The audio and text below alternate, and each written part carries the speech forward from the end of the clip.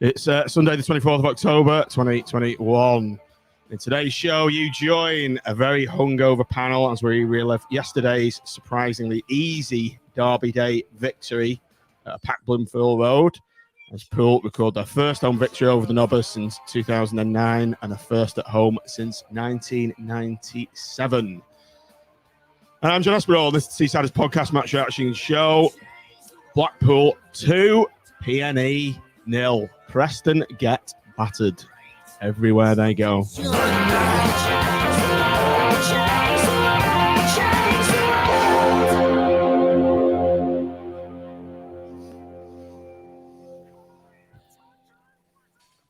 Boo! Big fat boo! Don't come over here! Fuck off! Get out of this club! You're a disgrace! Boo! Go on, fuck off! Fuck off! Boo! Boo! I normally say when the intro fucks up, worst intro ever. I'm going to remix it now to best intro ever. And joining us is Big Fat Boo. Oh no, hang on a minute, It's Joe. All right, Joe. How's he going? Frantically changed his user avatar name there, quality. And if anyone doesn't know what we're on about, Joe, would you just like to explain to the wider world what the hell we're going on about here? It's basically the Preston equivalent of Nappers. He did a vlog, and it was a little less unbiased and analytical, shall we say, than Nappers. It really is worth a look. So if you just type into YouTube, Blackpool 2, Preston 0, you'll find it. It's well worth the 9 minutes and 18 seconds of your life. To be fair to the lad, I quite enjoyed the whole vlog as well, because it was a good log of the day. When I didn't realise, Tim, that they've been forced off from out of the Manchester. They've all just come stumbling out of the pub and forced them onto a fucking bus down past the South Pier, which is totally out of the way, and bust them back in. It's like a huge U shape to take them back to the game, to the ground. Sorry, it's bizarre. It was. It's probably my highlight of the weekend is watching that vlog, though. It's just Anybody who wants, you can write it forward about 4 minutes and get the best. It's definitely got a great ending, as all good vlogs should have. No, but I mean, fair play to the lad. I mean, I'd probably react just the same as him if I were doing a vlog on Blackpool and we put in that type of performance. So I admire the guy's passion and, fair play. He's supporting his local team, innit? Fair play to Well, not. He's slagging him off for most of the game. Welcome, Kelly. Kelly's the mother of a player in my team who did an infamous picture outside Deepdale. It blew up on Twitter. Mitch, did you see it? You're laughing. I think you know the picture I'm talking about. Jacob, if you're listening or watching, skipper for the rest of the season, centre forward for the best of the season, player of the season award, manager's player of the season award. Yeah, I showed that. I showed Jacob to a few Preston fans I know at work, they were a bit touchy about it, weren't they, on Twitter? Some of them were okay, weren't they? And just some were just ridiculous, like 8-year-old kid. Come on. Yeah. I think Kelly called one of them a weapon. Yeah, one of the players. That's one of my favourites. I love that word. A weapon. But right, how's everyone feeling, Tim? I've been so jaded today because I woke up at 6. Obviously, I've been on a 10-hour. Just saying to Mitch in the green room, I've calculated I was on the piss for like 10 hours yesterday. With Jerry Yates. Oh, rotten in the morning. But I've just had a couple of wines and I've livened up. I'm off all week now. So. I sort of my day started earlier and ended slightly earlier than yours. I think I decided 7:30 p.m. but discretion was the better part of valor, and headed home. But I had started at 10 o'clock in the morning, so I'd had me fill, I think is the expression. What time did you finish? About 7:30. I was in the thatched, and then Ashley went home. Surprisingly, Even the Duracell bunny went home. Even the Duracell, but he went home before me. And I thought, right, do I stay out now till about 11 o'clock and just have to completely write off today, or do I go home and be a little bit sensible? And I still felt like the proverbial shit this morning, and I had to go in the garden. I think you saw me. I was just like, I just had to stay outside.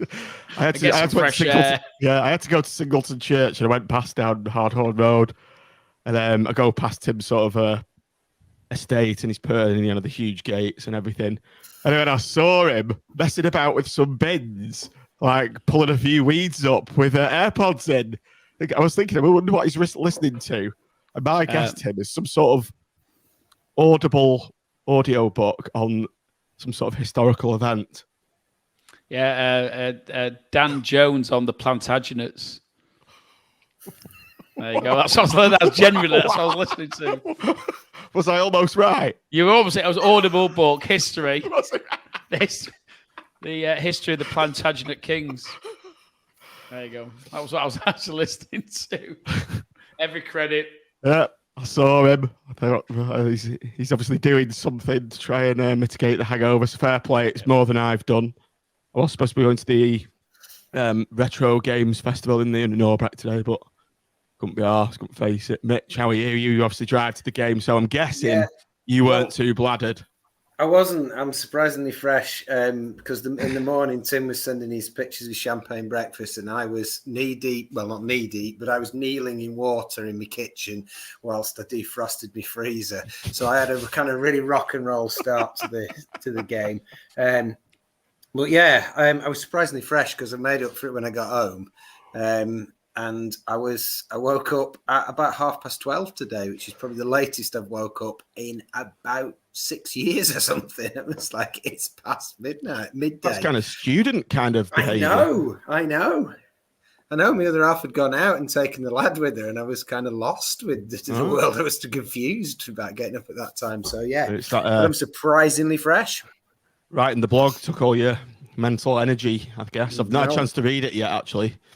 There's those times when it seems like when you're hungover that reading seems like hard work. Do you know what I mean? Yes, have you noticed we've got no SG stats tonight? No, speaking of XG, there he is. Yeah. The 4 a.m. taxi back to Preston will tell you all you need to know about my health state. He did well to find a taxi at 4 o'clock. How the hell do you manage that? Probably blinded. It's like trying to find an HGV driver, isn't it? Trying to find a taxi driver these days. Trying to find an XG driver, even. What was Mitch? What did we call Sean? We didn't want to call him a friend, did we? Our accredited slight acquaintance. Our accredited slight acquaintance looks like he's been on the pitch. Or he's our slight accredited acquaintance. I can't remember which way around it was. Yeah. Let's be honest. He's just bottled it because Big Gaz came up with the goods. Absolutely. Joe, that's a great point. It's a great point. And Mitch, were you like me when you realised that Big Gaz had bagged? There's always that little thing. You're obviously delighted that when Blackpool scored, and delighted that Blackpool scored on Preston. But there's this little section of the brain, a gloating section of your brain that fires.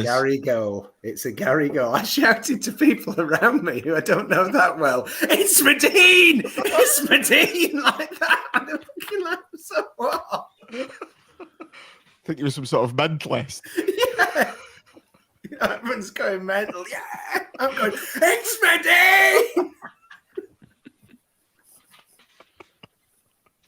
So I apologise to anyone in Block U who was getting shouted, "It's Medina" by me. Oh, boy, brilliant. Joe, me and Joe had arranged to meet up in the corner flag beforehand. Joe's bigged it all up, saying, "Yeah, it's great on the outdoor terrace. You get to see the players come past you after the meal." So I went there with my two brother and my sister, kids, and the motherfuckers wouldn't let us in. He said, "Have you booked?" I said, "No, didn't think you had to." He said, "No, you can't come in." So Mr. Atherton there was loading it up with the players, executives and all that. And I they wouldn't let us in, would just they? gave Jerry a little bit of advice because I saw him just as I was leaving. Said if you score today, what you got to do, especially if you score down in front of the North Cock, is you got to run the length of the pitch, knee slide in front of the East, Adebayor style. Unfortunately, it don't come to pass, but that's settled. He did agree. You told me that assist. he said that was a good idea. He rubbed his hands together and he's like, I like that, yeah. Oh, it would have been brilliant if he'd scored and done it. The assist was as good, wasn't it? Let's be honest. It was. Oh, but what a day, eh? Then we went to Bloomfield. That was good in there. Tim, where were you pre-match? What did you get up to? I was being a bit of a rebel in town. I went to Washington. It was a bit moody in town, to be fair. There's a bit going on. And then the Washington. You know, these are very random things for you to do. Going uptown to the Wetherspoons. I really live in the 80s. I'm Washington used to be always. I was just surprised Brannigan's wasn't still open. It was like last time I went to Blackpool, it was, you know. But and then we went to Armfield, and to be fair, I bought 2 things of 7 cans from the Seasiders podcast bar. I was a patron of our sponsored bar. I went and stood outside, and it was pretty great, to be fair. I think it's everything you want the pre-match to be, and lots of singing, lots of seeing people you hadn't seen for a while, and it had a real in a special feeling about it yesterday, I thought, pre-match, which was fantastic. So, yeah, that was my pre-match, really. Sort of just wandering, around Blackpool and then down to the Armfield for about 12:30, 1 o'clock. Mitch, what did you get up to? Well, nothing. As I say, I defrosted my freezer. I mean, it's a very good job, and it's very nice. You're obviously chilling out on the match day, just chilling out. And then I drove down, and just walking up Bloomfield. I was walking up at about 5 to 2 or something, and it was amazing, the atmosphere outside the Armfield. You could hear it all the way down. Sort of. When you come across the crossroads, you could hear it all the way down there, and there was flares or whatever and smoke going up, and it was fantastic. It felt like, to be honest, it felt like something that you don't really get that much at English grounds. It felt almost continental in the atmosphere. It was great. And you that was the moment you thought, like, blimey, it's here, it's real, and it's happening, and we're up for it and everything. It was fantastic. So, Joe, did you go to the Bloomfield Club? I think you said. Yeah. You trundled off down there, didn't you? We sort of saw you outside. Went outside there, and even from there, you could hear the chanting from the Armfield.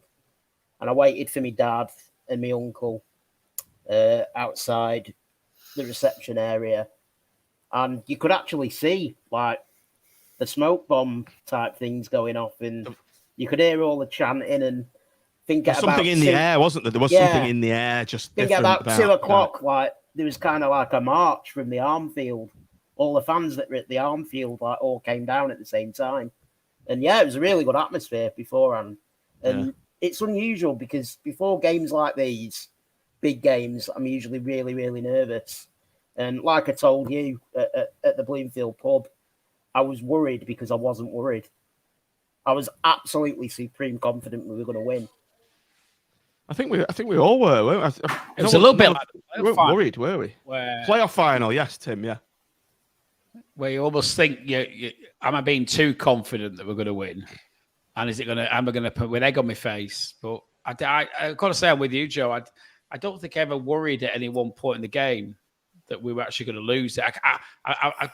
We talked about, if it happened, how shit it would be, but I don't think any of us actually thought that it was going to happen. And I was as confident as I could possibly be, I suppose, pre-match. It was like the Yeovil playoff final. It was kind of a good day out. You guaranteed a good day out, and you were pretty confident that we were going to win the game. I'd say it was a similar mindset to that before the game.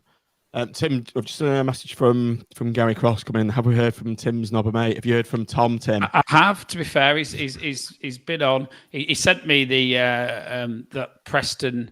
What was it called? The blog that I sent on to you all. Deep Dale Digest. That's it. That's the one. That's done by one of my mates. Does that? Ollie does. Yeah, and he also before the LEP came out and said it wasn't happening. He'd heard a rumour that Preston manager was getting sacked. So I have a funny feeling he won't survive.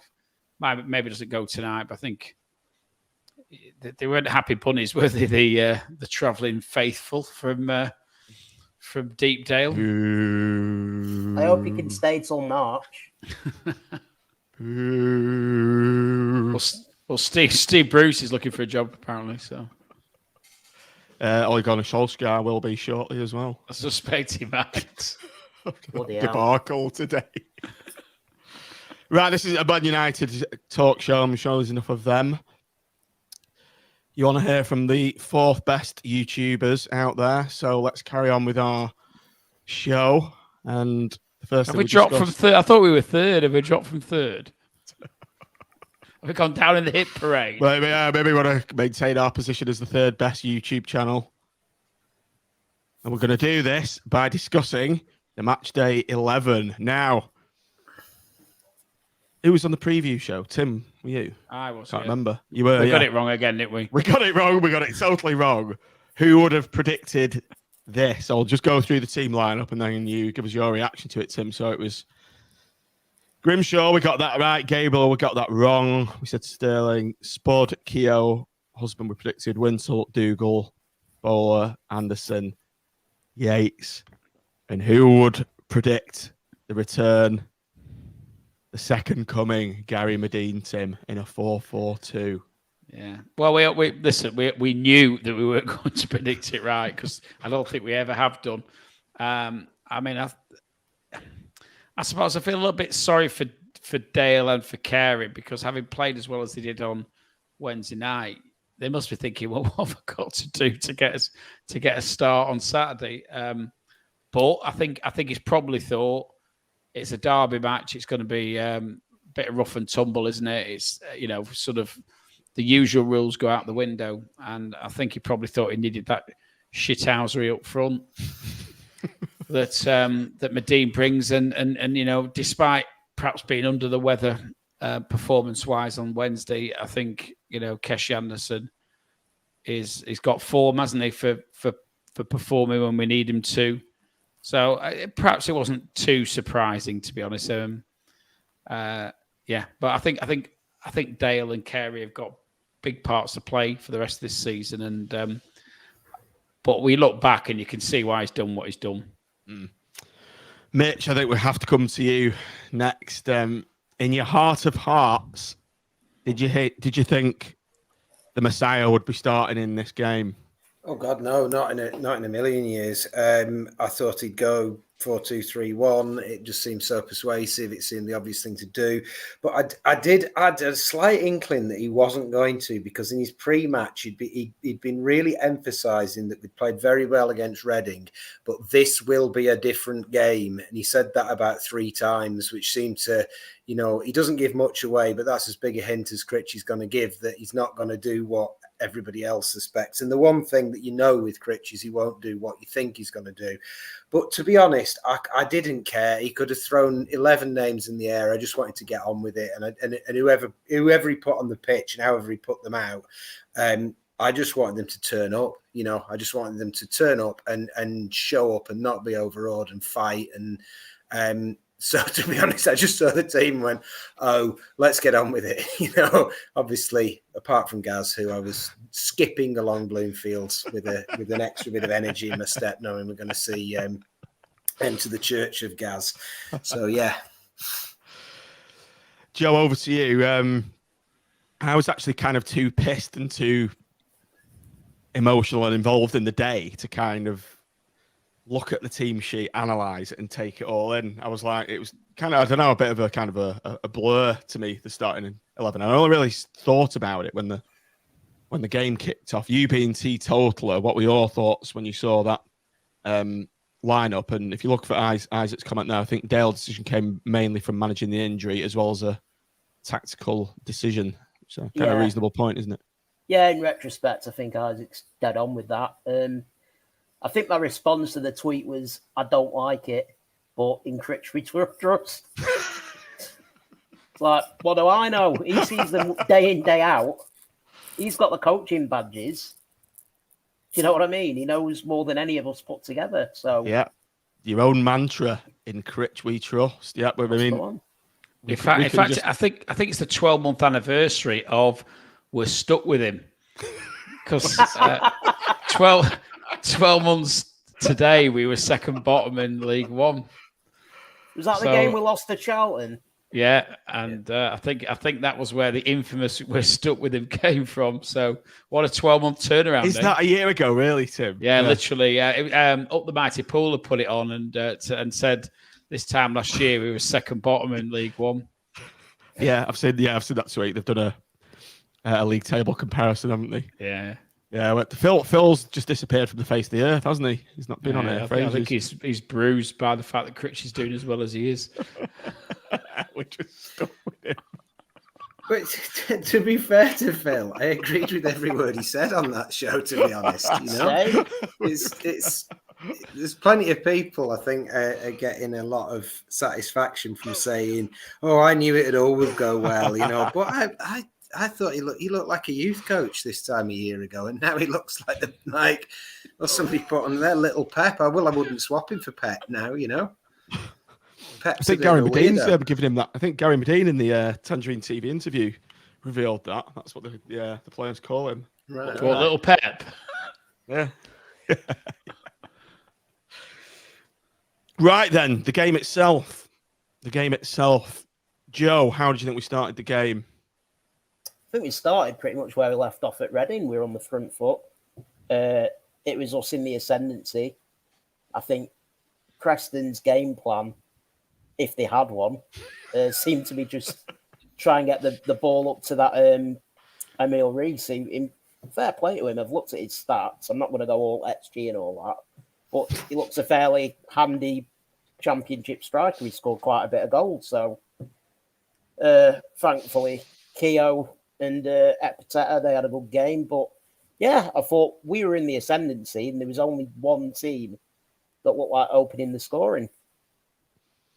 And we did open the scoring, Tim, on 27 minutes. I think Kenny Dougal had a good chance. I think fired one just wide in the 20-odd minutes. But should have scored, really, shouldn't he? Yeah. Look back at it.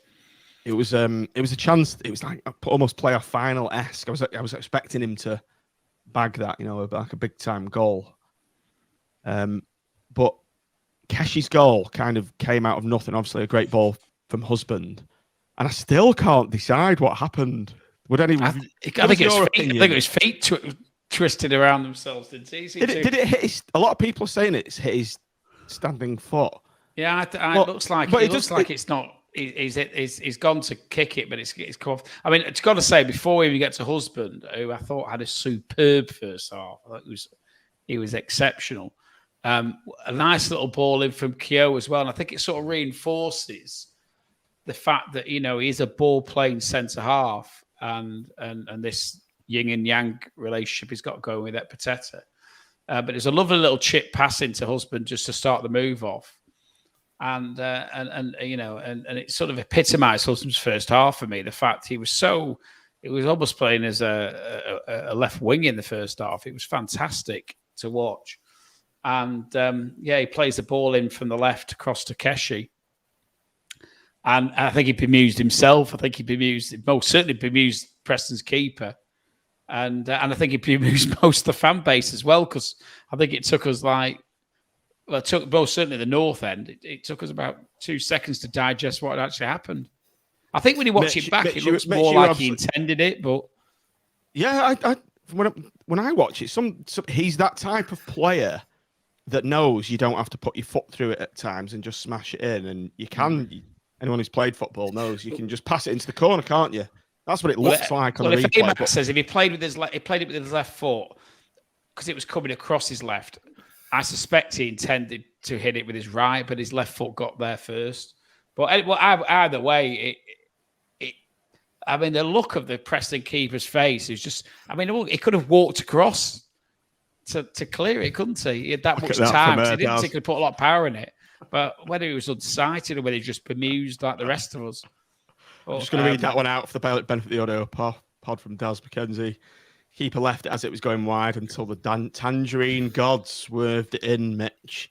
Great viewpoint. Great. You've probably got the best viewpoint sat in the south to try and explain what happened. So, well, I think Tim's probably given as good a description of the shot itself, but the aftermath of it was really, really weird because it went so slowly, and their keeper just kind of watched it, and I kind of assumed there'd been a whistle I'd missed or something, and then it went in the net, and everyone celebrated, and I didn't quite register that we'd actually scored for about 5 seconds because it seemed like they'd almost stopped. It went so slowly. You know, when sometimes somebody puts a cross in and someone just like clips it in, but there's been a flag, if that makes sense. It was so strange. And the keeper just lets it go. It was so strange like that. But he's got form for this, hasn't he? Because there's that weird assist he had. And there was that one against Borough in the League Cup where he kind of scored an absolute freak where we've still not decided where it was. And I wouldn't put it past him to have had a go. But when he hit it, he sort of stood back and watched it. You know, like somebody who's putted on a golf green, sort of putting and then standing back going, how's this going to go? And he kind of steps back and watches it curls in. And then he realizes that it's going to curl in and he jumps up as if like a golfer at the end of the Open, you know, and they realize it's going in and they jump up with the club in the air. It was fantastic. Yeah, it was. It was like a putting. Yeah, you're right. Yeah. Sam's just put on in the comments, Keshi said the keeper could have thrown his hat on the ball. I don't know if anyone's seen that clip. Yeah, he did. He's pissing himself, isn't he? Pissing himself, Joe, and takes the piss at the same time, like laughing about it. Saying, yeah, the keeper could have thrown his hat on the ball. Okay, brilliant. He's great value, is Kesh, when he's interviewed. Do you know what I also loved as well? The way that when we score, husband, his first reaction isn't to go and celebrate. It's to go and wind the knobs up. Which I thought was absolutely quality. We did say he should. We were having this left-back debate, weren't we, on the preview show? And the shithousery X factor that James Husband has got him a place in our team ahead of Luke Garbutt, based purely on that shithousery property that he's got. And it brought itself to the fore there, didn't it, Tim, in that incident? The Nobbers did not like it, did they? No. But it's what you, as a Blackpool fan, it's what you want to see, isn't it? It's what you want to see. Your players winding up the opposition to the point where, you know, and it affects the game, doesn't it? Because generally, if you're being wound up by the opposition, it helps you play. It doesn't detract from your game. Just like Jerry the other day in the game at God, I've forgotten who we're playing now. Where are we playing? Reading. At Reading, where they were like booing him because he's thought he dropped to the floor for the penalty, but it doesn't. It spurs them on, and it was. I just had a little smile to myself when I saw that. Where I was, again, I think Kelly's just said on one of the comments that it was like a Mexican wave of celebrations. The South started, then us in the West. Everyone was like, "What's happened?" Yeah. What's happened here? Is it going? I sit in the north at the top of E Block, and he's had his shot. I've literally gone, oh, and I've put my head down, and next minute I've heard a massive cheer. And I'm like, I didn't even celebrate the goal. I was like asking my uncle what's gone on. And he's like, I don't know. It was like Chris Kamara. I don't know, Jeff. It's gone in. That was brilliant. Nick Wedley there, world class if Van Basten had done that. But it seems a bit fortuitous anyway. Keshi himself has admitted it, hasn't he? He's just clipped his one foot on the other. But brilliant for that sort of thing to happen, Tim, in this kind of game against them. Couldn't have asked for a better. Normally, how many times will irk them even more?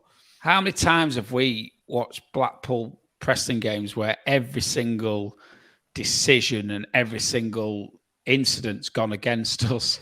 And you just got to chuckle, haven't you? Because It just sums it up. So many. I've been to Preston and been at home so many times and seen, I was at the bar and hit this and miss it, and miss chances we should put in the back of the net, and then they get 2 or 3 easy chances, and just to have it reversed is just it sort of adds that little bit of icing on the cake of the result for me, because and then particularly when you go back and watch that. And we do commend you watch this video, by the way. We're going to make this vlogger a YouTube sensation with a number of Blackpool fans watching it, which I'm sure isn't what he intended. But it just, we've been there, haven't we? We've felt like he did. Yeah. And so many times. I mean, particularly if you're watching the games in the 80s and 90s, we bloody never won, ever. Bar that, I think, the Ormrod one. I think they really had it over us every single time. So it means that little bit more as a result. And when you get something like that, it's just you've got to smile and just lap it up. It's also, I mean, it's not quite as Blackpool based as Tim's thoughts there, but for Kesh himself, it does sound a bit like he's had a bit of a shit time recently. And it was and he was off his game against Reading, and it was really nice for him to get that look because he played superbly after it. And actually, I'm not so sure that he started the game as well as he can do, if that made sense. And I think that little bit of luck, that goal, and then after that, he was really on fire. So within the context of the game itself, it was also probably the best player to get that bit of luck because it was the player who just needed to get back on his game and feel good about himself again, I think. So, So yeah. So just seeing out the rest of the first half, Mitch, we were pretty comfortable, weren't we? We didn't have any real scares in front of goal, and then coming into the second half. 4 minutes in, they've got a 4-on-1 Ben Whiteman's. Oh, yeah. I was shitting myself when they broke. 4v Jordan Gabriel. Yeah, oh yeah. I mean, absolutely. And it was Jimmy, wasn't it? I agree with Tim. I thought he was superb first half. I thought he was absolutely superb against Reading as well. And I was it him and whoever was in front of him. They were playing this sort of little 1-2, trying to play a little triangle or something. And he just passed it to a Preston man who belted through. And like you say, 4v1, Gabriel hadn't got a clue where to go, who to pick up. Well, you wouldn't, would you? No, because he knew whoever he committed himself to, they'd just switch it. And Husband was looking, he was running back with this look of absolute horror on his face. Bowler was the nearest player to get him back, which is the last player you actually want to get back into them. I mean, credit to Bowler, he absolutely... he must have needed to have a lie down for 5 minutes after that run because I don't think I've ever seen anyone run as fast. But he's not the ideal player to be coming back into a 4-on-1 situation because he's not exactly a defensive masterclass. And they just switched it round. It went to the far post, and as Arthur said before, as Joe said before, his head had gone down. My head had gone down. My head had gone in my hands because I thought, and then. Way and I couldn't believe they'd missed it. I mean, it was that was the one chance they had, and it was one let off. And I think, like Tim said before, it just sort of summed up the way that game went. Because in how many games against them has the ball gone across to whoever it would be? Andy Saville was the one from sort of when I started going, who would just score, and then you get that horrible hollow cheer from the away fans. And, then it happened again 3 minutes later. And I thought that was the one moment where I absolutely shit one in that game. And it was a beautiful miss. And we celebrated it like we'd scored. It was beautiful. Tim, that could have been a real momentum change in the game had that gone in. And that was an absolute pivotal moment in the game. Yeah, and they'd come out the second half, hadn't they? And they clearly had the half-time rollicking, the old hairdryer treatment. And for that first 15 minutes of the second half, that was probably, and to be honest, I don't think all game we played anything like the way, for instance, we played at Reading, or we played in in some of the recent performances at home. But we did it. We did enough, and that was just the one period where I was a little bit worried up until about the 60-minute point. Ironically, I think when they made their changes, they actually their tempo dropped. I don't think the substitutions worked for them, and we seem to take sort of get our second breath and come at them again a bit more. But Sam said in the chat, if one of ours had missed that, you'd be spewing, wouldn't you? I don't think it was the fact he missed. The fact he didn't even hit the target. He was miles off. He wasn't even close, was he? You've got to at least hit the target on a one-on-one, unchallenged, with about 8 yards out. You've got to force the keeper into a save. That was the joy of it. It was such a bad finish. You couldn't help but, really, really relish it. Because I think that was the point where you went from, real tension that actually, because they had come out well, that they were going to get back in this, and it was perhaps a mirage, and maybe we weren't as dominant, and that actually all of this was just the prelude to some kind of other disaster. And I only felt that for about 5 or 6 minutes at the beginning of the second half, and that moment, just as you say, it was totally pivotal because it was such a bad miss that you just couldn't help but jeer and mock. And I think from that point onwards, their heads were down. They had a few more chances, but I don't think they ever really believed that they were going to score after that. Joe, I don't know if I imagined this or was too pissed to sort of realise what was going on. Did the linesman put his flag up? Or did he just throw for a goal kick? Was it? I was like, someone said to me it was offside, but no, not offside. I think he's wishing he put his flag up, but no. What Whiteman? It's unusual because Whiteman's probably one of their better players as well. You'd expect him to, like I say, at least hit the target, but thankfully he was shite. Oh well. 65 minutes. Tom Barkhuizen's come on again. I thought that might have been a conduit for change in the game, coming from his Blackpool background, but he was pretty ineffective, wasn't he, when he came? Yeah, I think you're always worried, aren't you? Particularly, like you say, him and latterly Brad Potts. You think one of them's going to do something, and that would just like be rubbing salt into the wounds, wouldn't it? If a Blackpool-based player had an involvement in the equaliser, but I just think we seem to go up another gear again after that 60-minute mark, and I'm sure we're going to go on to talk about Jerry did the business with God, which nicely leads on to the chap sat to your right as we're looking at it, to wax lyrical over the death finish and the great build-up play from Jezza and Medine back together. They're a married couple, know each other's game, they love each other, and Mitch, it bore fruit again in this sublime goal. Oh, it didn't. It was lovely. It was one of those goals that you could see it happening. I like those goals that kind of you're just a second ahead of what actually happens. Even though it was at the other end from me, I kind of read, if the first one, I didn't really know what was going on. The second one, I read it as it was happening and was like half a second ahead, or, split second ahead as the ball went over the line.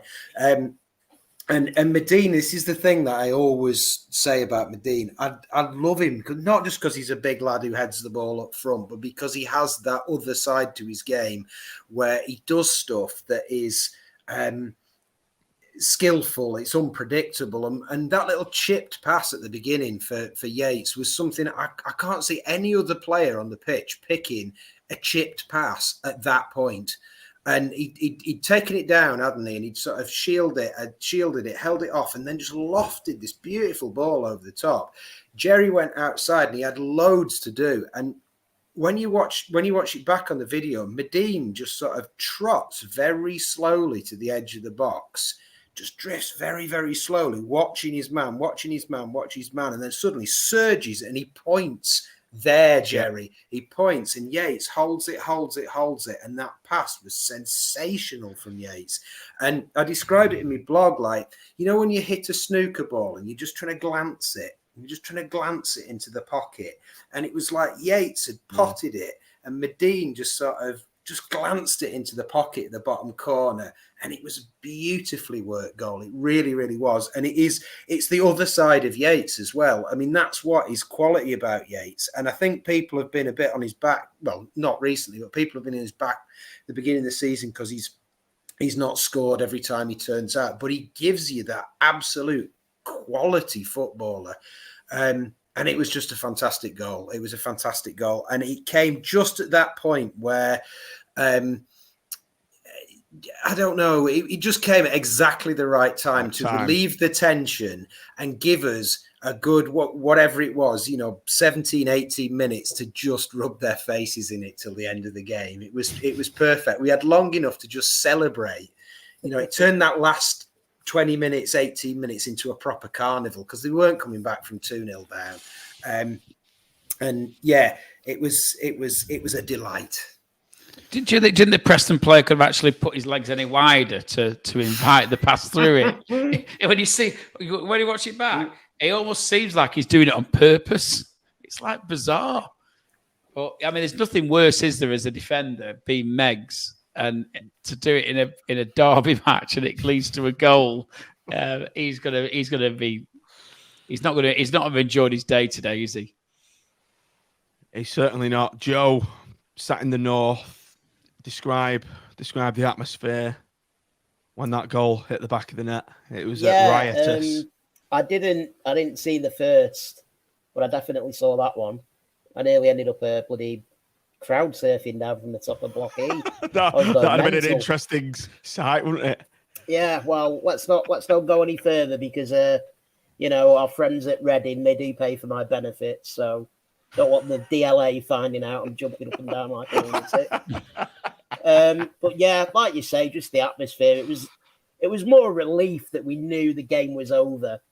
You could maybe see Preston sneaking something off the set piece, mainly due to our vulnerability at set pieces. But yeah, I mean, 2-0 with about, I think, what was it, the 68th minute, that goal. It was game over, effectively, like Matt said. And yeah, we could all breathe a massive sigh of relief and just actually enjoy the final stages of the Blackpool game. Yeah. Especially against them lot. Fantastic. I mean, Tim, I think we've said on previous shows that every game that we've won so far this season has been by a very tight 1-goal margin. And as Joe's just said, then we've never been able to enjoy a win in a carnival atmosphere. And what a time to get our first ever kind of comfortable two-goal lead, take the piss basically out of them for the last 20 minutes of the game. And the best moment for me, I said this to my sister, was when we both agreed with this, when the full-time whistle's gone, to hear the entire ground serenading the Preston players with Preston get battered everywhere they go as they're all trudging off.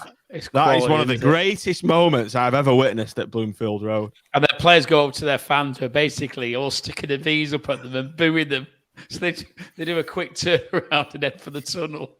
Was it my imagination, or was there not a lot of handshaking at the end from the players either? No, well, I don't think there's any love lost, is there? I mean, we'd obviously had the sending off just before the end, didn't we? Which was a bit handbags, but you need a bit of that in a derby match, don't you? A little bit of grudge. You could tell that one of their players was going to get sent off from the off, because especially down that side with Bowler and Gabriel, they couldn't live with him. They couldn't live with either of them, especially Bowler. The only way they could stop him was to foul him. Well, had Bowler not hurdled a few wild challenges, then I think one of their lads would have gone in the first half. And there was one in the first half, I can't remember if it was on Bowler or Gabriel, that I thought he was probably the last man, actually. And ref gave a yellow, and I thought there was an argument that was a red. And I thought there was after we scored their first, there was 15 minutes where they just couldn't live with us, and there were three, weren't there, in very quick succession, yellows. And I thought they were actually slightly lucky to finish the half with 11 on the pitch, to be honest. So yeah, sorry, go on. Yeah, so we ran out 2-0 winners, and after the game, there was obviously some issues with the police, which we'll come on to. But now we'll just move on to the player rating section. Man, 45 minutes already. How time fly when you're having so much fun. So, Tim, let's start with you, Dan Grimshaw, player rating section of the show. How do you think Grimshaw performed today? I'm warming to Dan, actually. I think I was a bit worried. Probably from the Forest game, I was a bit worried about his kicking, but I noticed on Wednesday night his distribution was a lot better for me. Certainly I noticed his distribution was a lot better, and I thought he looked okay again yesterday. I think he had that one where he just dropped it a little bit, didn't he? Just in front of the Preston players coming in, but then caught it. But I don't think they really troubled him.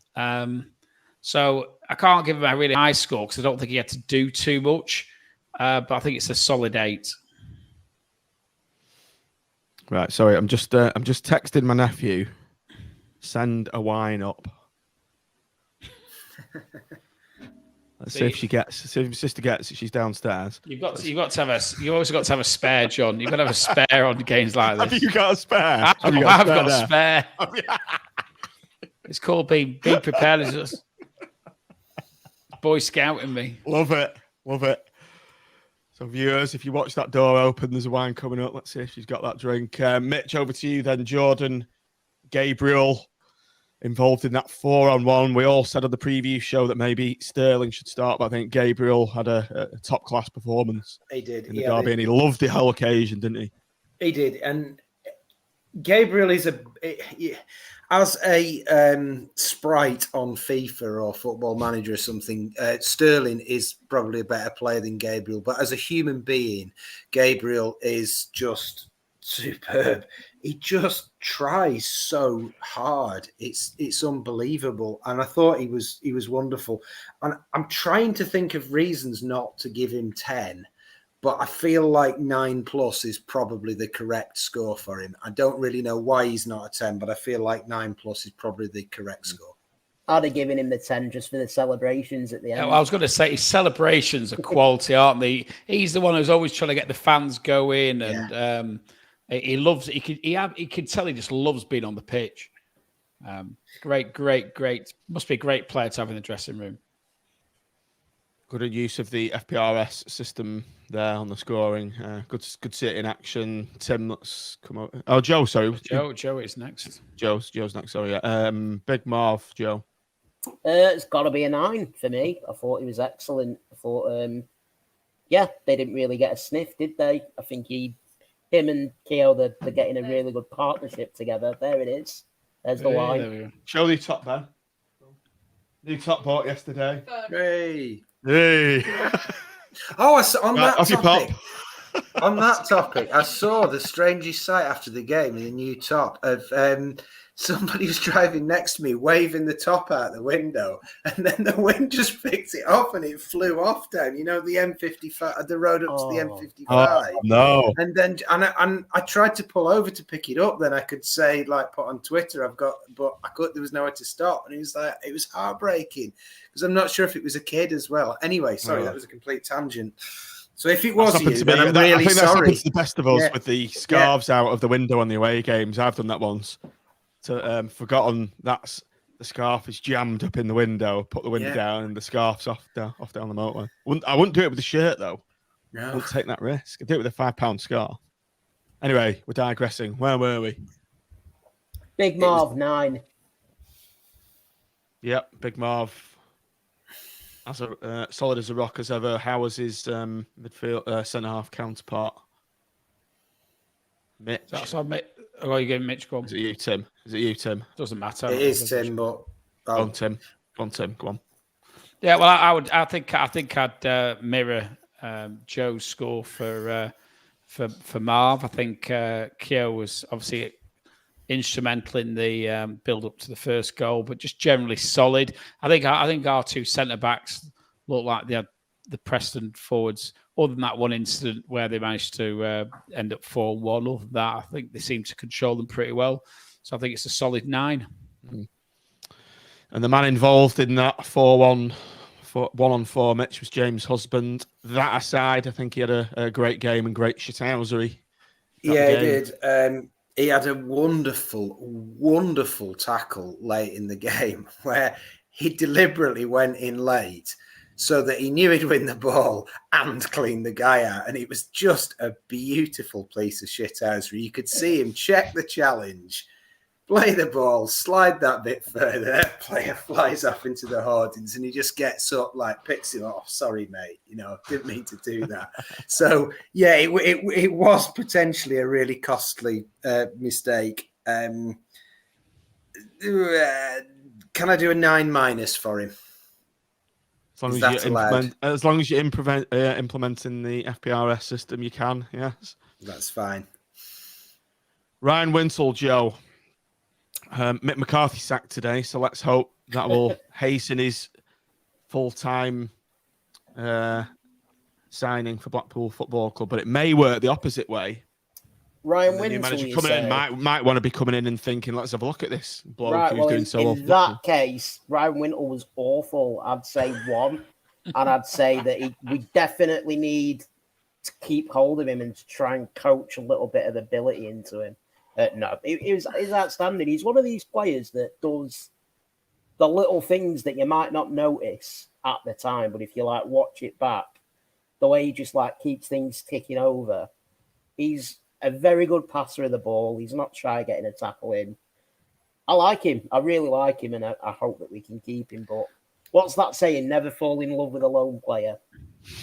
The other thing is, I'm not 100% sure his dead balls are as good as the rest of his game, but you don't like his balls, Tim? No, his dead balls. They're sort of because he's taking with Garb's not being in the team. He's taking a lot of corners, isn't he, and the free kicks, and I'm not quite sure that that's quite his game, but his overall performance in the middle of the park. It's what him and Dougal. I'll go back to what I said on Wednesday. You don't notice them, but that's because they don't make any mistakes. They just seem to find feet with every ball, and it's. I think we've just got to enjoy it while we can with him in the team, and hope we could do something in January. I thought he was terrific early on in the game when there was that potential for us to be a bit edgy. I thought he was really he's got that metronome quality of setting the rhythm, and he did that very quickly, sort of distributing it short, giving everybody a touch. He really has impressed me. He's an absolute mainstay in the team, isn't he? He's ever present since. He's ever present since he's come on loan. He hasn't missed a minute, I think. I think he's one of the first names on the team sheet. He's one of those players where bang, straight on, as is Kenny Dougal, Joe. It's Tim, as is Kenny Dougal, Joe. Did we even give Wintle a score? Did we actually get to that point? No. Who was the Wintle scorer? Me. No, Mitch did. Sorry, no, go wasn't on. Me. Sorry, Joe. No, he had husband. It was on I'm Joe. Gonna give him an 8+, and it would have been a 9 if it weren't for that corner that got stopped at the first man that then led to them getting that breakaway from husband. So yeah, 8+. Okay. Tim, Kenny, Dougal. I think he had a very, very good game again. I think, and I want to give him an 8+ because Joe's given Wintle 1. I think they basically were on the same par. I'd have probably gone a little bit higher, but let's keep it real. So it's an 8+ for Kenny as well. I think the two of them sort of pretty much dominated the midfield all game. I think we didn't play as well as we have played. We played very well today. We weren't amazing, but Mitch, I don't think we had to be, did we? Given the team that was put out in front of us. No, I'd agree with that. I think we've certainly played better against Fulham. We played better second half at Bournemouth. We played better probably in spells against Middlesbrough. We certainly played better against Reading, but we won comfortably, and that's really, really encouraging, isn't it? Because we're beating a side that's been in the Championship for 6 or 7 years. I mean, yeah, all right, they're crap, but we played in third. I think we played in third gear. Yeah. And listen, we're playing the team. We're going to finish bottom. So, as foretold by Mystic Tim. Mystic Tim. The Oracle sat there. I saw the Oracle emptying his bins today, cutting the grass around. the communal area outside his mansion. But the fourth gear is there on that substitutes list, and that's what's so brilliant about this situation that we find ourselves. Anyway, I digress. So, Mitch, over to you now with Josh Bowler. I thought he played really well, did Josh. I thought he scared the hell out of them. Like I said before, they resorted to just trying to take his legs because they had no answer to him. Did he always use the ball as well as he could at the end of it? No, but that's Josh Bowler. And there was a couple of runs that were as thrilling as anything I've seen in years. There was one in particular where he just got it from the halfway line and he hurdled 2 or 3 challenges and then stopped dead and just threw their man pretty much on kind of the momentum, just threw their man completely. I thought it was great. 9. Yeah. Another brilliant performance from Josh. As Ted said, Tim said he's the player that gets you off your seat and you pay your tickets for. Right, Joe, Keshi Anderson, back to his best, certainly in the second half of the game. Yeah, I think like Matt spoke on it earlier on that obviously we don't want to speculate what the issue is, but he's obviously had personal problems in his life at the minute. He was a little bit off it at Reading, which is completely understandable if you've got real life issues affecting you. And I thought yesterday he was absolutely superb. He was all over the shop. Every end of the pitch, covered every blade of grass.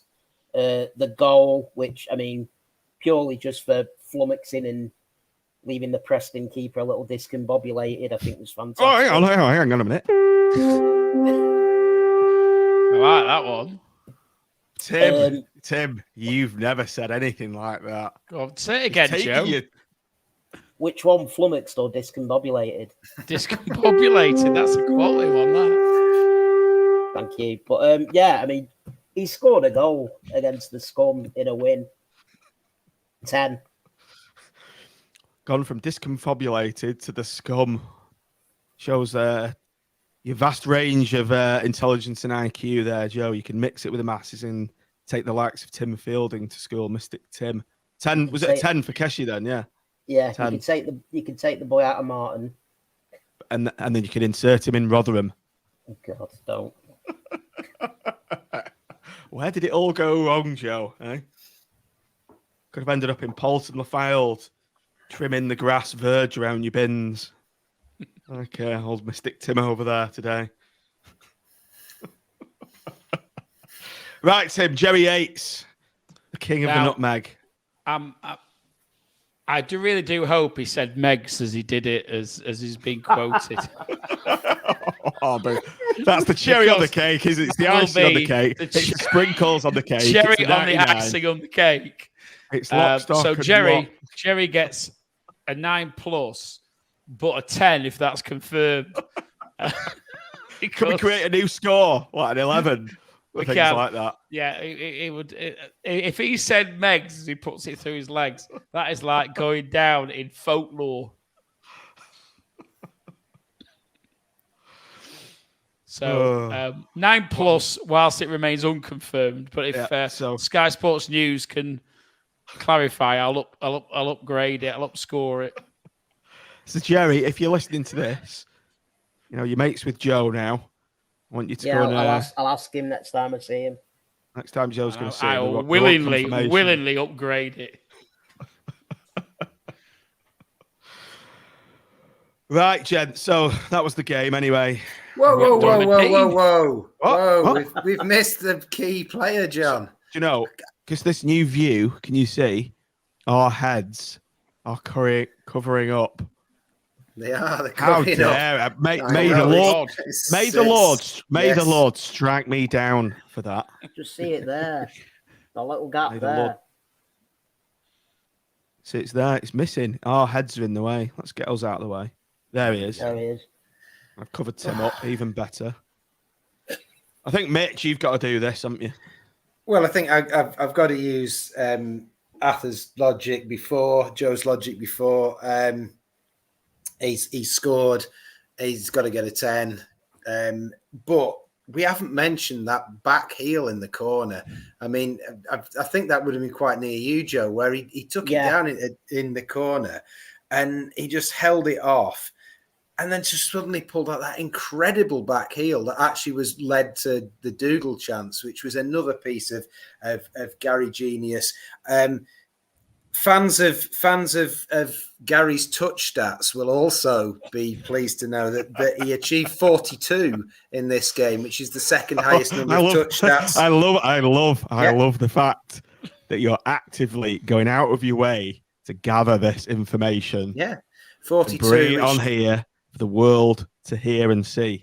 It is the second most touches by a Blackpool centre forward since Gary Medine achieved whatever it was, 49 in his, or 53 or whatever it was last time I mentioned it. So he's not quite up to his own standards, but better there. And 6 aerials won, which is 5 more than the entire midfield and attack put together. So there we go. Gary Medine, doubters weep and repent. Him Joe. here, him there, him. Yeah, down there. Yeah, there he is, Sean. Yeah. Repent at his feet. I've got some Sean-esque stats for Gary on his performance on Saturday. It's the XS stat, which is the expected shithousery, which he did really well at. There was one incident. There was one incident which was fantastic. The ball had gone out, and he got the ball boy to throw the ball to him, and he just headed it back over the advertising audience. Yeah, I saw for the that. Preston goalkeeper to get. Outstanding. I think he headed it into the advertising order, and it bounced into the middle of the pitch, which made it go even further away. And how many times did he suffer a near career-ending injury in that last 20 minutes? He was just going down, and you thought he's going to need a bloody cardiac resuscitation, and then he was fine. And then 5 minutes later again. The only thing that let me down a bit is that he didn't get involved in the scrap. I guess that puts the old because he was just. Hey, there what going, about what about XA expected aggro? Along with expected shithousery. Sean, get your little notepad out with your shorthand, all that crap you were telling me about. That's really hard. We are introducing 2 new standards into this expected load of rubbish. Shithousery and aggro. Get it written down.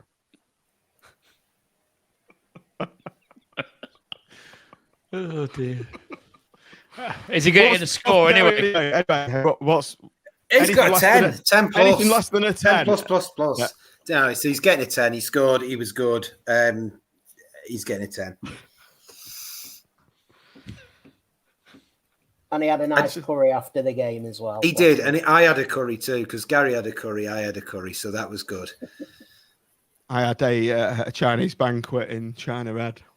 What do you have, Tim? I came home and had prawn stir fry. What did you have, Joe? Rock and roll lifestyle that I lead. I went for a celebratory fish and chip supper at the cottage. Other fisheries on the field are available. I think we should bring another rating statistic. Expected heart attack, so XHA. So I'm leading the way on that one. Don't worry. I think we'll be right up there. Don't worry about that with alcohol consumption and saturated fats after this game. But yeah, so one more thing after the game before we go was the incident on Bloomfield Road with the. We're having man of the match. Oh yeah, sorry, go on. Yeah, man of the match, Tim. You since you've corrected me, away you go.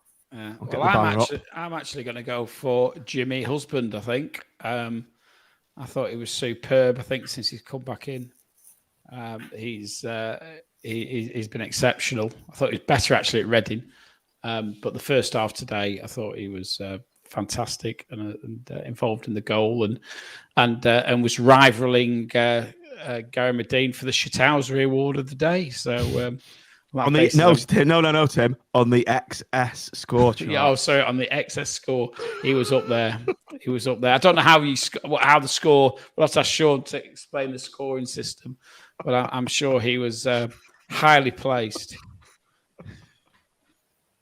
So, Joe, Tim gives it to James' husband, I think, based on his excess stats. How about yourself? It's got to be Gary Medine. He just pips it on the fact that he scored a goal. The excess was up there as well. So that on the goal, yeah, good lad, Gary Medine. He's a goal machine. Got him on a free, didn't we, Mitch? We certainly did. Oi. I'm doing it just to wind Sean up mainly. Yeah. I was actually going to go for Kesh, surprisingly, because I thought he was the player that drove in that dodgy period we had. I thought he kind of drove us forward in that 15 minutes after half time. He was the player that sort of pulled us out of that with his driving runs and so on. So I'm going to go for Kesh above Gaz.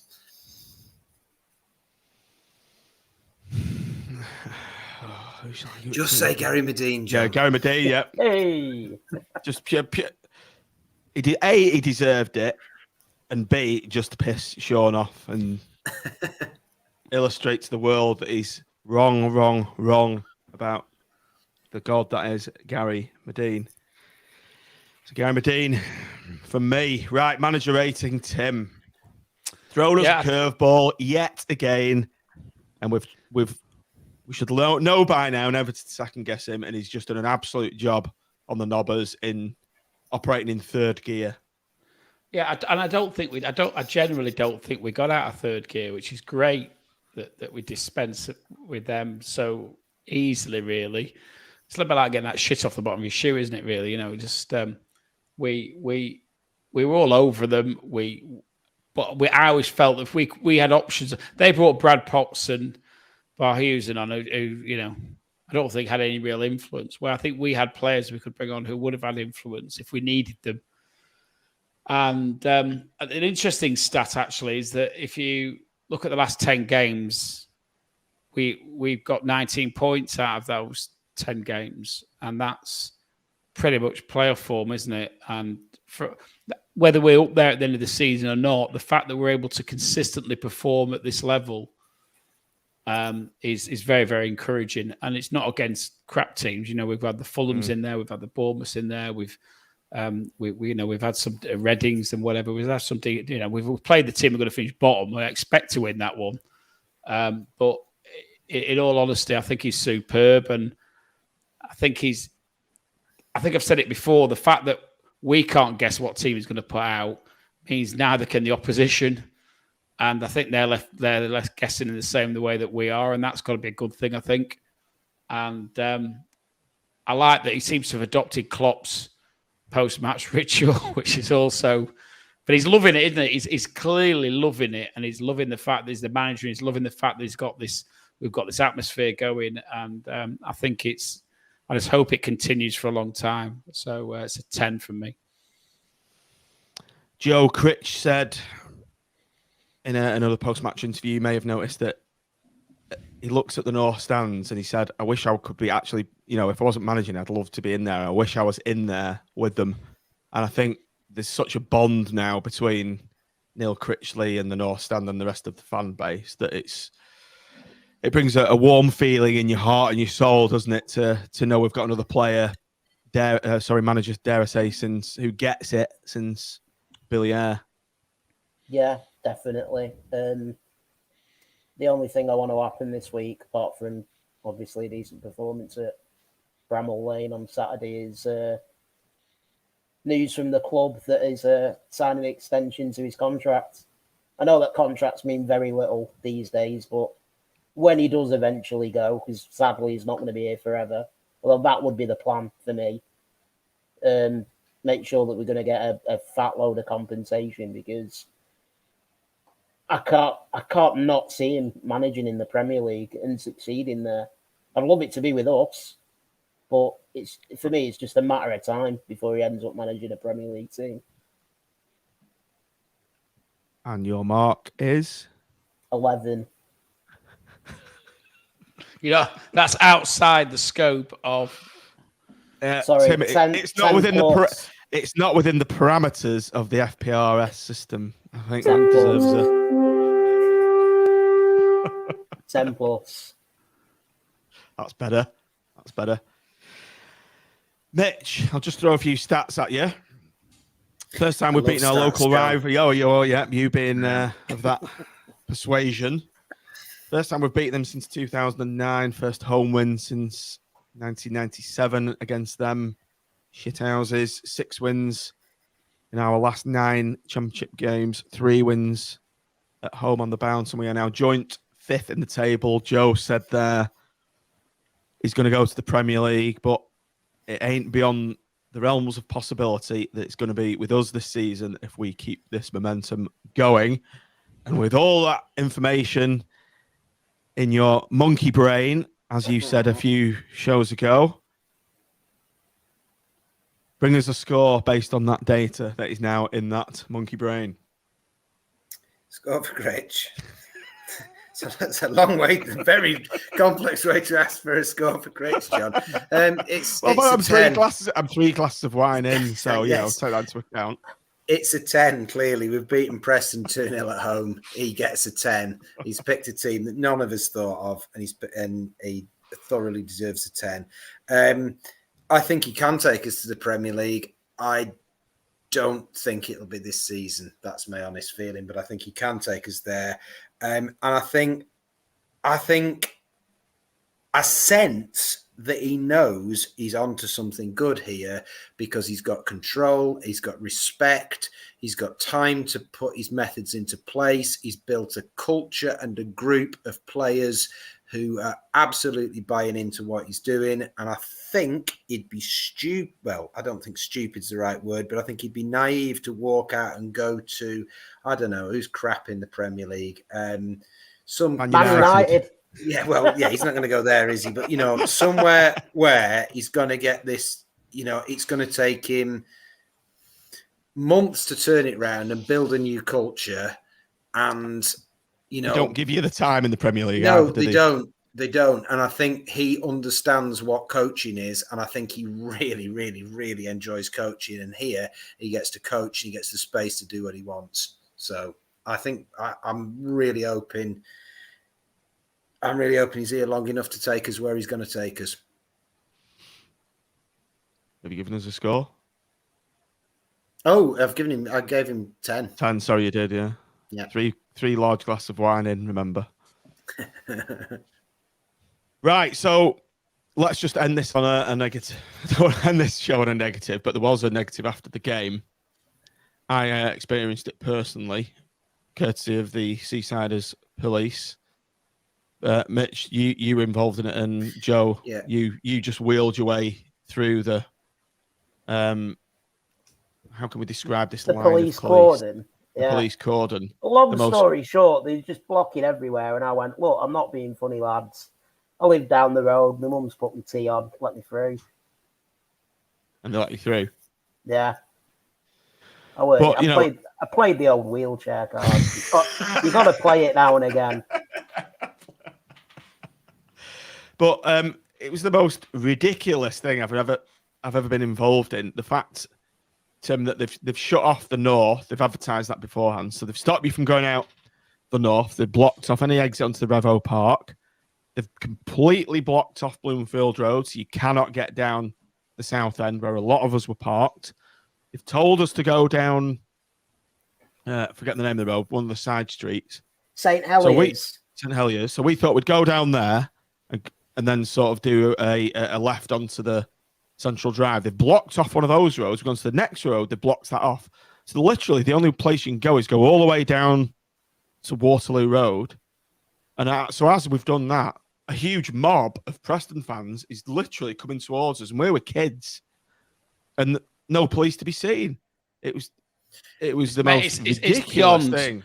It's beyond stupidity, and it's all born out of this. And I've said this on Twitter, and I've said it, I think, on here. It's born out of this, excuse the vernacular, PC bollocks that you can't keep fans in the ground for 10 or 15 minutes. It's false imprisonment. Was he in charge of the operation, PC bollocks? Yeah, PC bollocks, yeah. It's all about this concern that they're going to get sued for false imprisonment. It is absolute nonsense. And to be fair to the police on the ground, I don't think it's coming from them. I think it's coming from higher up the chain. I don't think it's coming from Blackpool Football Club. And it is in what world do you not understand the fact that keeping fans in for 10 minutes makes it safer for everybody to leave, for them, for us, for everything? And as it happens, we were going down towards the Bloomfield, but we had to go like right the way around past the cinema, and it's absolute rubbish. They just keep them in, get rid of us, and then let them out. How many times have we had to do that? How many times have we been in Preston and had to do that? And did anybody complain, really? No. Yeah, look at that, Tim. There's a lot of comments coming in from your son. Liverpool kept in Ben H. Liverpool fans were kept in the ground today. Liverpool were kept in the ground today. Liverpool were kept in the ground. So I think I understand what they do is they have to go to court and get an order from the court, because this is the nonsense world we live in these days. They've got to go to court to get an order that they can actually do it. But why don't you just make it part of the T&Cs of buying a ticket? The T&Cs on the ticket are that by purchasing this ticket, you agree that we can keep you in the ground 15 minutes post-match for your own safety, for the safety of other people leaving the ground. It's not hard, is it? It is not hard. And that's all they need to do. They can put it on their away tickets. And, you can even get people to sign the ticket before it gets issued to them if they want.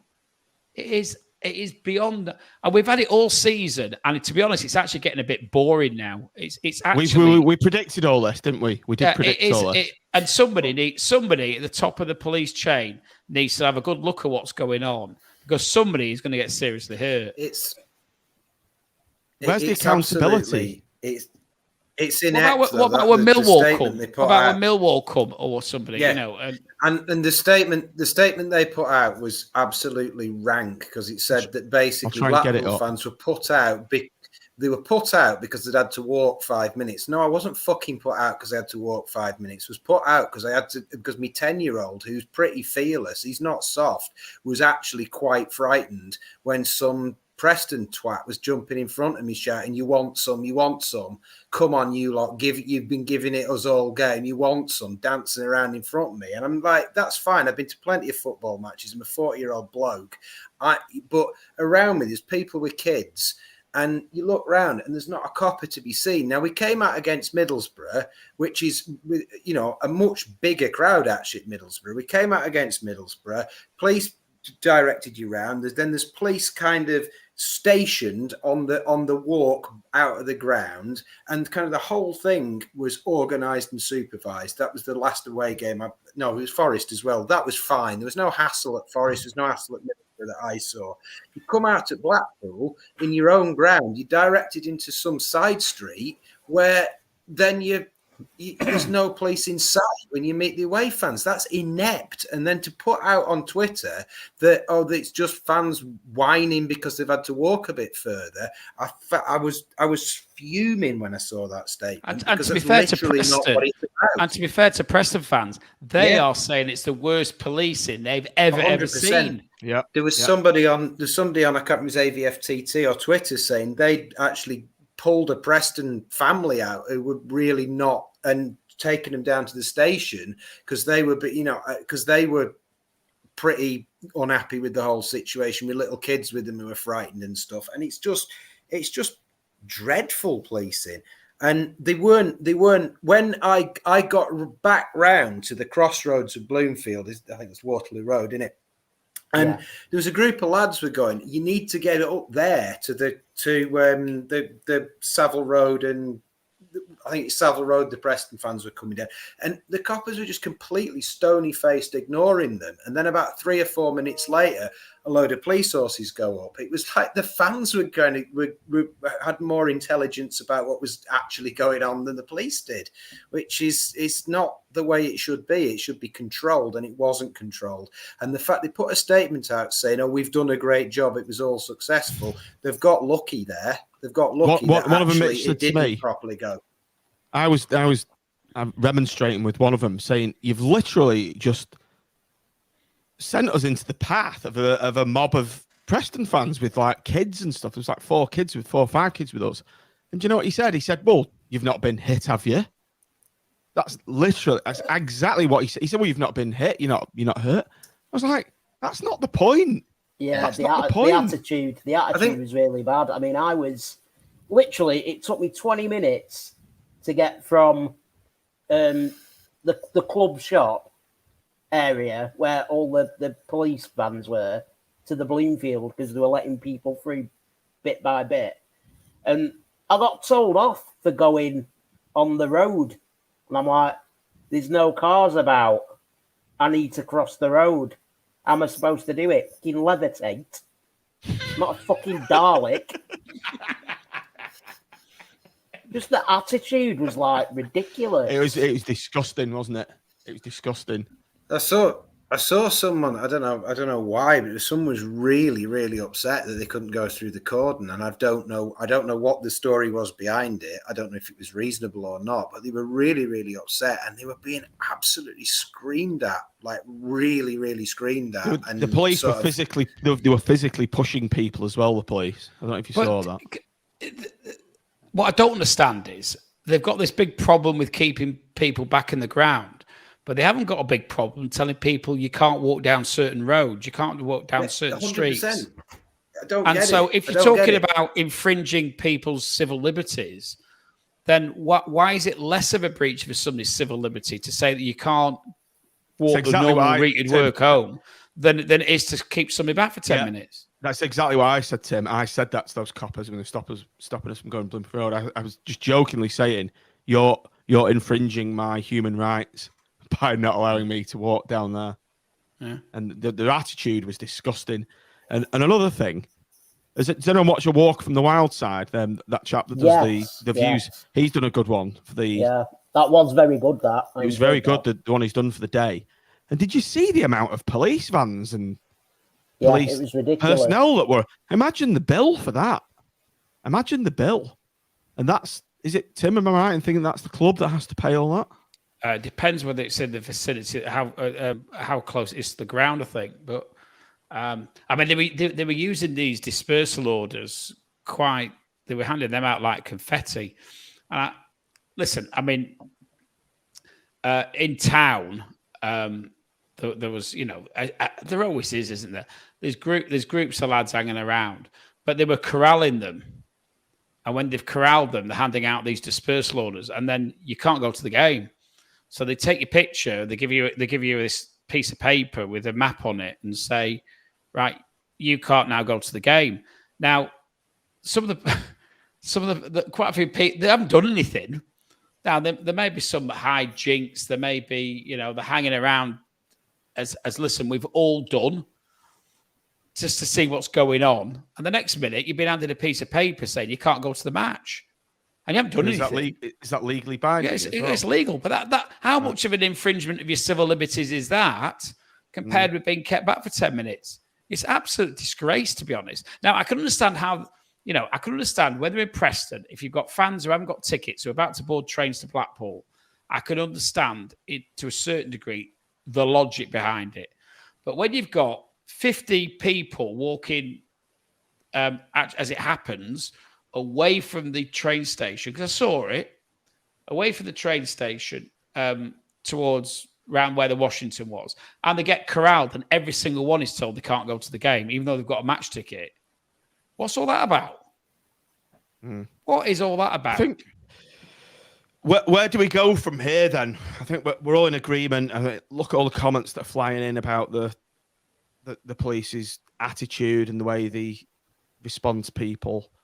Where do we go from here? And I think it's time the club has to take a stand with the supporters and back us and come out with some sort of statement or work together for some sort of resolution to this, because it's just a vicious cycle, isn't it? It's going round, round. The decisions for me are being made by people who don't. Now I might be wrong here. Who don't attend games. This is not keeping people back in the ground. I think this is what's dictated all this. This is we will not keep fans back in the ground. And for me, it needs common sense. It needs fans, the ground safety officer, and listen, I've got good relationship with Tom and a couple of others on the police, but they're not making these decisions. I think these decisions are coming. They'll correct. No doubt, they'll correct me if I'm wrong, but these decisions aren't theirs. I think it was their decision to police it a lot better. And it's about time the PC brigade, I don't mean PC police constable, the PC brigade just back off and let the police who are on the ground do the job properly. Because I don't think any of those that were there yesterday dictated that policy. No, one I spoke to, Tim, I was sort of having a go at him, and he was like saying to me, he said, look, it's all the match commander's fault, this. Well, not fault, but he said, this is all the doings of the match commander.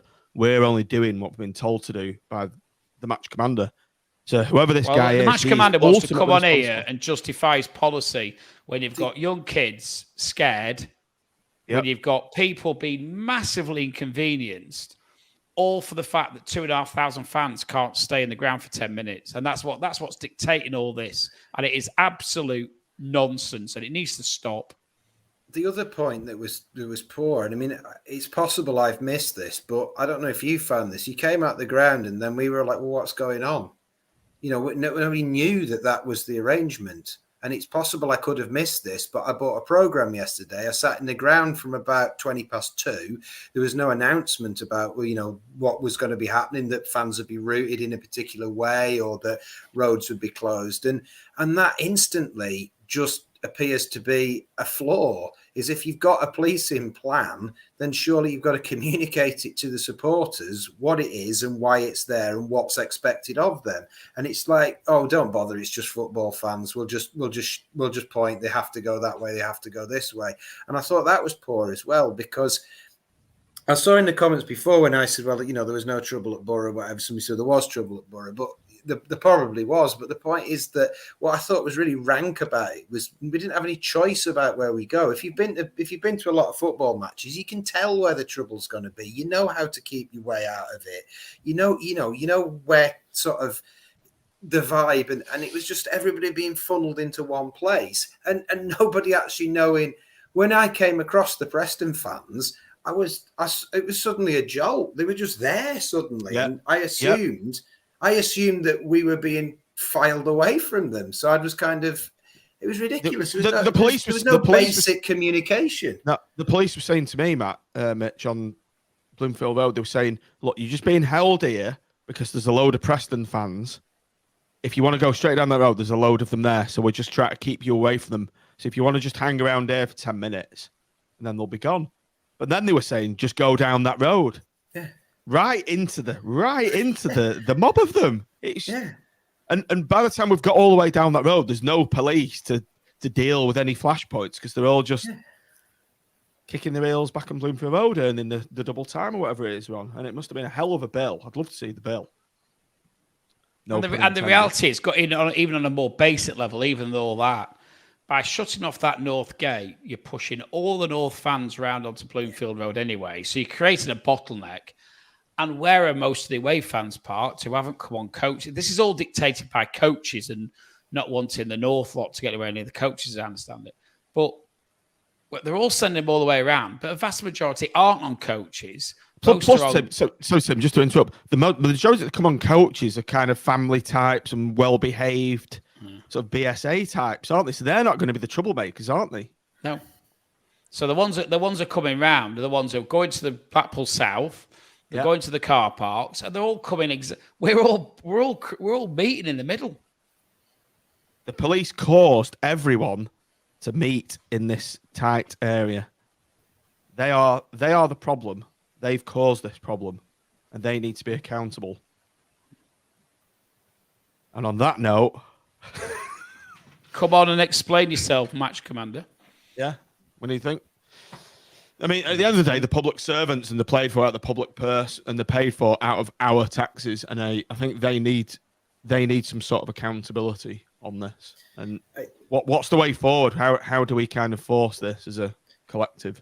I think it's one. To be fair, it's one for the for BST and the other supporters groups at these meetings they have with the club. They've got to listen. I think there's quite a cosy relationship with the club at the moment, but I think it needs to be a bit uncozied in relation to this incident, because I think the club needs to come out, as I think has been said in the chat, the club needs to come out and support the fans over this, because we're not being troublemakers. We've been put in danger. We've been put in danger, haven't we? A lot of us with kids. In the face of a complete lack of common sense. And somebody needs to say, this has got to stop and this has got to change. Now, how it changes and how you persuade the match commander to adopt a different policy, whether the match commander is actually allowed to, from the powers that be above him, to actually keep fans back in the ground, I don't know. But why can we be corralled and they can't be corralled? Mm. Yeah. Now, whether you corral them in the ground or out the ground is almost, it's what's the difference? There isn't, because you weren't allowed to go down Bloomfield Road. Joe played the disability card and eventually managed to get down Bloomfield Road, but in the normal course of events, he wouldn't unless he'd pushed the point. Yep. And the reality is, I had to do a massive detour. I couldn't have then gone back across Revo Park because there was police dotted all around there saying you can't go that way, you can't go that way, you can't go that way. And I just don't understand. It is PC thought process gone mad, and it's all dictated by not wanting to false imprison somebody, from what I can gather. Mm. It simply needs maximum negative publicity to affect change from AMAC. I think that's what'll change it, and this is the really sad bit. It's when somebody gets stabbed, or when somebody gets battered, or seriously injured, whatever it is. Somebody will get seriously injured, and then they'll have to rethink it. But they shouldn't be waiting for that. They should be doing it now, because it's bloody obvious it isn't working. It's not worked all season. It's not like it's just Saturdays. Every single game. And I'm generally worried about where this is going, because one day it will kick off, and it will kick off. The likes of, like you say, Millwall and Birmingham, because they're a nasty lot, those supporters, aren't they? And when we're in the Premier League, West Ham and the likes, it's just wrong. What's going on is wrong. And it has to start with an acknowledgement that there is an issue. And that statement, I am repeating myself now, but that statement was self-congratulatory. Yes. You know, and that should, no, you don't congratulate yourself about that because you didn't get it right. So I think what needs to happen, I think BST and the supporters liaison officer, Steve Rowland, I think they're the two key people that need to start pushing this issue, I think. And let's hope something does change. Right, gents. But apart from that, it was a bloody brilliant day, wasn't it? Well, the ticket scanners worked. That was a good thing, wasn't it? They were really good. They were really quick, yeah. Steve Rowland's impromptu video showing us how to do it has worked. It did. Easy to get in. But right, an hour and a half Sunday night, 9:30. I think we've all put a good shift in this evening. So well done, gents. Just before we go, let's just listen to this again.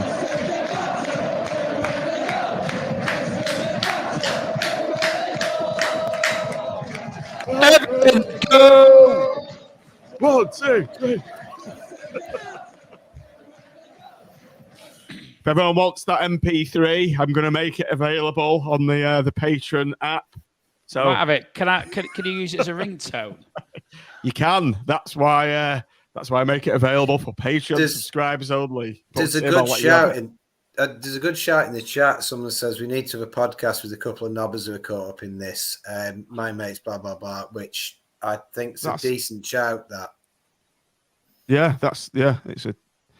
Schubert, if you message me and give me the details of the people, and we'll make that something. It's a good shout. We'll try and get Tom on from the police if he'll come on. Yeah. And maybe Steve Rowland as well. Tom's the football liaison officer, and maybe get Steve Rowland on as well. Let's have a chat about it. The constructive chat, because they are. I don't think they're the decision makers, but if we can have a chat and say what our issues are, what the problems are, we might be able to find a solution. To make it happen, I'll send a couple of messages out tomorrow. All right, yeah.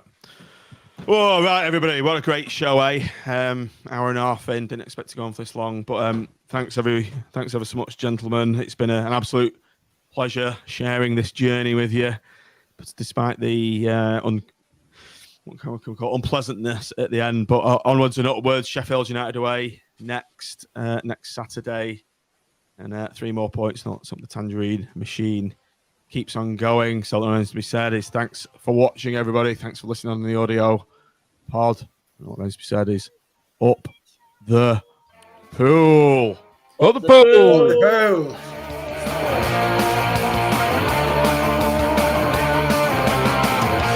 Ollie's already changed the world. A small town from the north of England with a great tradition.